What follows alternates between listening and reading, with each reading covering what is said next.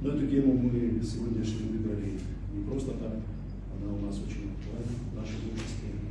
Вы это все прекрасно знаете. У нас, согласно указу президента, в год ежеквартально должно проводиться координационное совещание, и мы выбираем наиболее проблемные вопросы, которые необходимо нам вместе с вами обсудить. Незаконный оборот наркотиков, распространение наркотических средств носит очень длительный затяжной характер. Эта проблема возникла не сегодня, не вчера, уже много-много лет. Вообще неизвестно, когда будет конец всему этому положен, с учетом наших возможностей и тех условий, в которых мы сегодня находимся. Но здесь наши коллеги озвучили, что не все методы эффективны. Я с этим соглашусь, потому что мы привыкли работать по-абхазски, у нас есть свои методы работы, и, на мой взгляд, они более эффективны сегодня для нашего общества и для наших правоохранителей. Очень отрадно заметить, что вот у нас работа в 2022 году, результаты работы стали лучше, она стала более эффективной в этом направлении. Это абсолютная правда. Вот в докладе Егора Федоровича мы это услышали, мы это заметили. За что хотел бы поблагодарить всех, кто непосредственно занимается этим, все оперативные службы, УДОН, МВД, службы государственной безопасности. Время доказывает выявление и раскрытие таких преступлений лежит на нас. Это наша основная задача. Все остальные министерства и ведомства не занимаются профилактикой, что тоже было бы очень полезно для нашего общества в целом. Поэтому мы вас призываем и просим тоже усилить работу. И в этом плане мы на вас очень надеемся.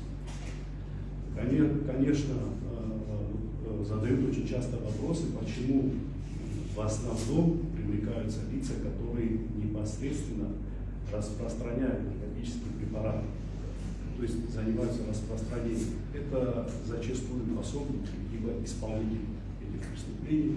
Организаторы, они у нас остаются недосягаемыми. Почему? Потому что они находятся за пределами Республики Абхазия. Очень сложно установить и очень сложно доказать. Мы видим, что сейчас у нас происходит процесс новых технологий, развития новых технологий. Такие преступления совершаются с помощью различных групп, интернет-сайтов, которые создаются, посредством которых потом уже совершаются преступления.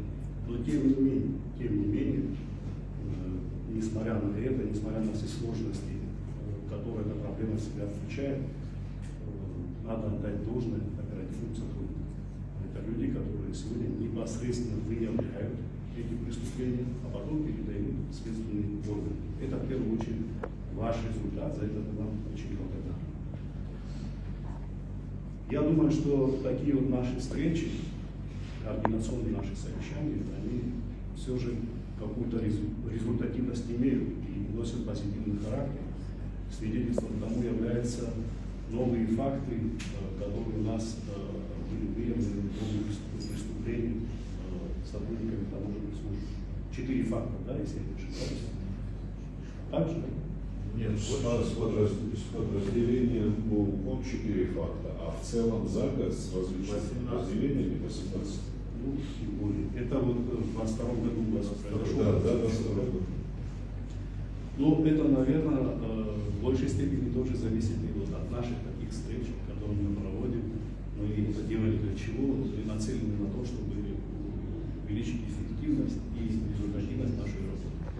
Поэтому эта тема, она заслуживает особого внимания не только со стороны органов прокуратуры, но и таможенной службы. И поэтому любой результат, который мы будем получать, это будет результатом нашей совместной деятельности.